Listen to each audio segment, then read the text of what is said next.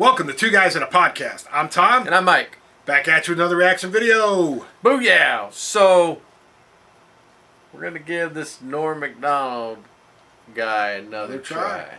I think we both like Norm, but it's different comedy. He's a tough guy to do reaction videos to. But we had a frequent flyer.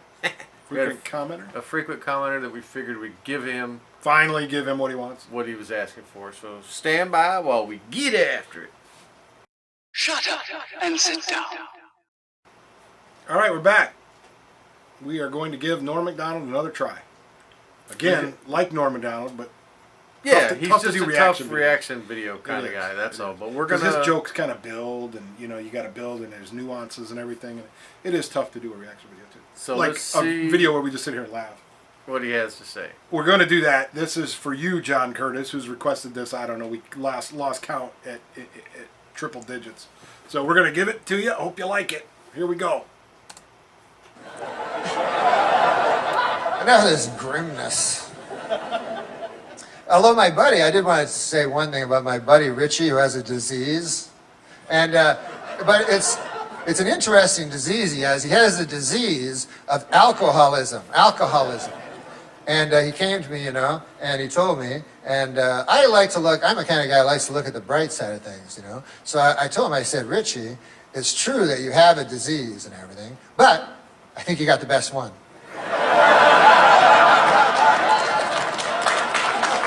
Fair point.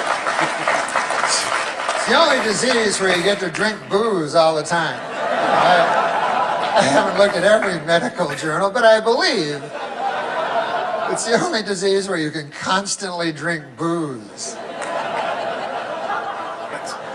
As a matter of fact, that is the disease.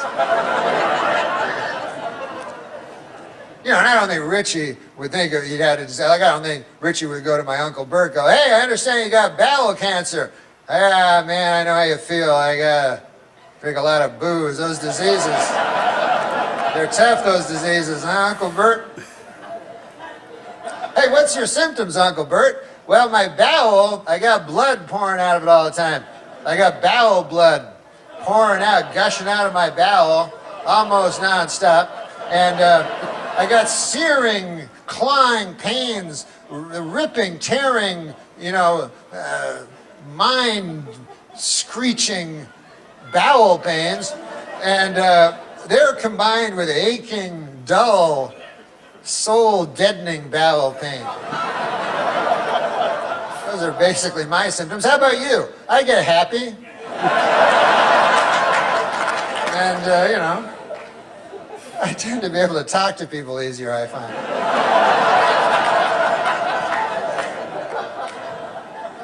Sometimes I will meet a lady at a bar, got the same disease as I do, and I'll fuck her. But, that's in the latter stages of the disease, Uncle Bert. You gotta realize that. You know what I mean, Uncle Bert?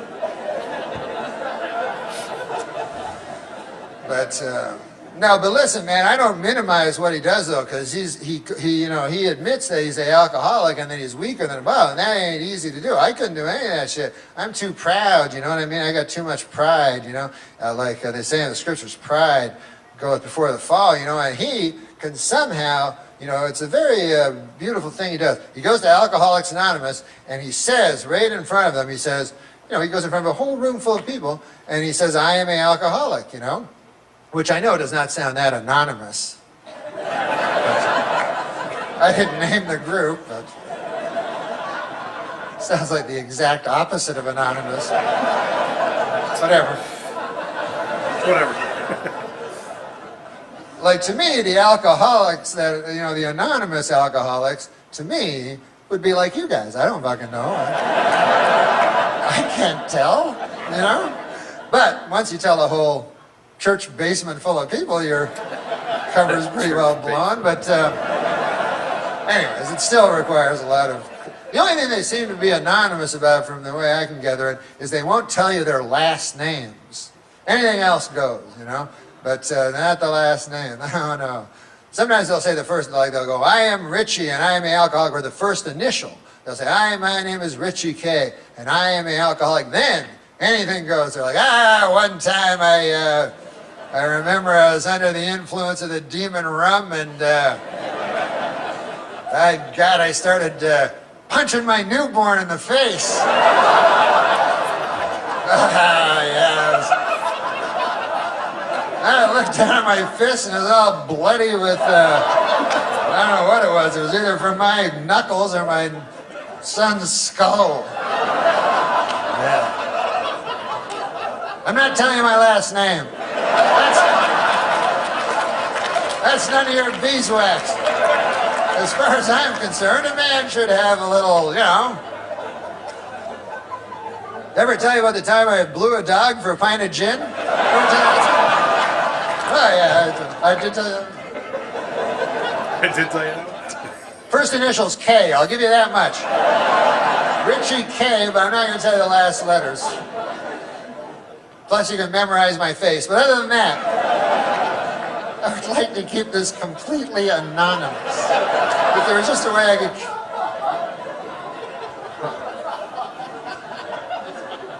And what better way to keep a secret when you think about it than tell a room full of drunks? That's not going any place, As soon as the guy has a relapse, hey, Richie blew a dog for a pint of gin. He told a whole bunch of us. All right. I mean, I understand the dog had some gin. What are you going to do? Oh, yeah. Richie K. You know Richie K?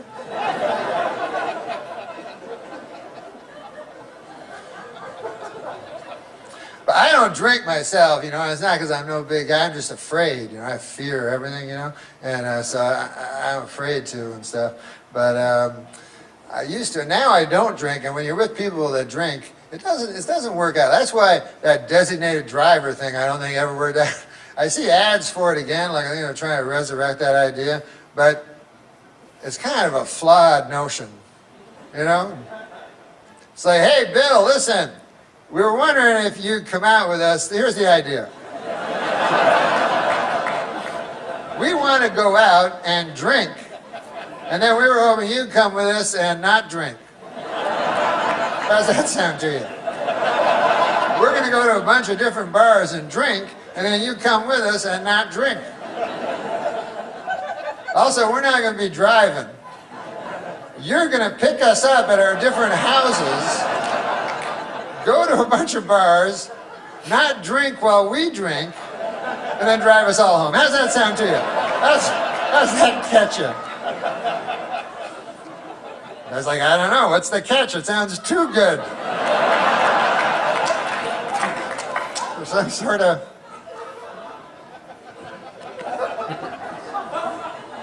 But I don't drink, and if you don't drink, I'll tell you something, bars are not a lot of fun because, when you think about it, all it is you're just sitting at a big oak table for 4 hours. That's not fun unless you're drunk. And then everybody else be drinking, you know what I mean? So their fun is going up and up and up, It's rising. Their fun is escalating while your fun is staying exactly the same. And then by the end of the night, you don't even know what the fuck they're laughing about. Just everybody's laughing. And then they start resenting you for it. I've seen that, man. Drunk people do not want a not drunk guy there.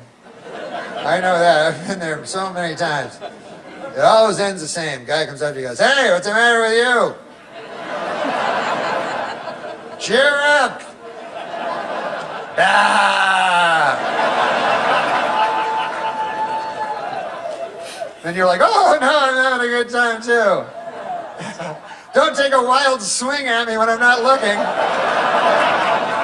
I'll be driving you home later. This is a lot of fun.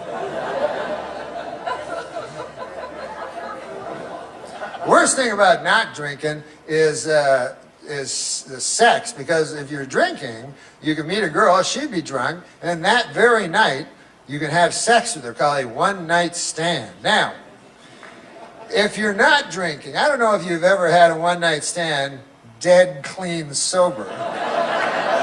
But I have, and it's not a lot of fun. You get back to your apartment, you're like, all right, I guess I'll take my trousers off now, ma'am. And no, I won't. Sorry about that. Well, goodbye.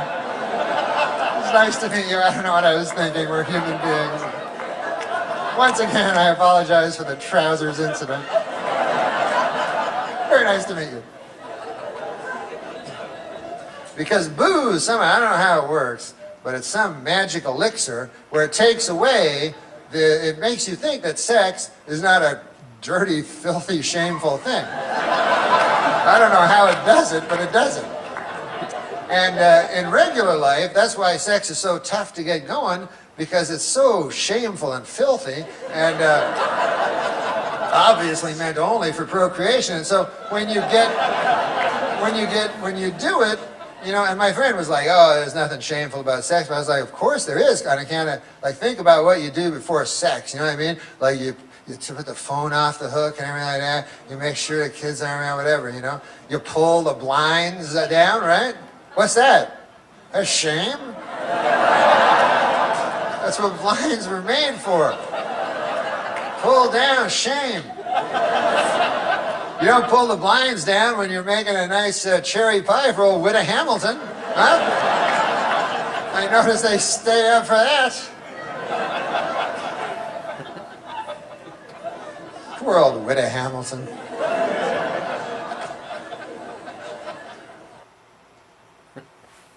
That was good. That was good. That was good. That was a very good one. Like, Norm Macdonald, Alcoholism. He was on the spot there. Yeah, he was moving. Yeah, that was. I enjoyed that. Yeah, that was good. Yeah. Good job, John Curtis. That was a good one. Thanks for the link. Yeah, that was really good. Keep the links coming, people. Helps us figure out exactly what you want to see. Just makes it easy for us. Yeah, and funny stuff like that. We like laughing. Hell yeah. So. All right, more content coming at you. We appreciate the support. Channel is still growing, and it's crazy, and we love it. So we'll be back at you soon. Thanks, Mike. Thanks, Tom. Deuces.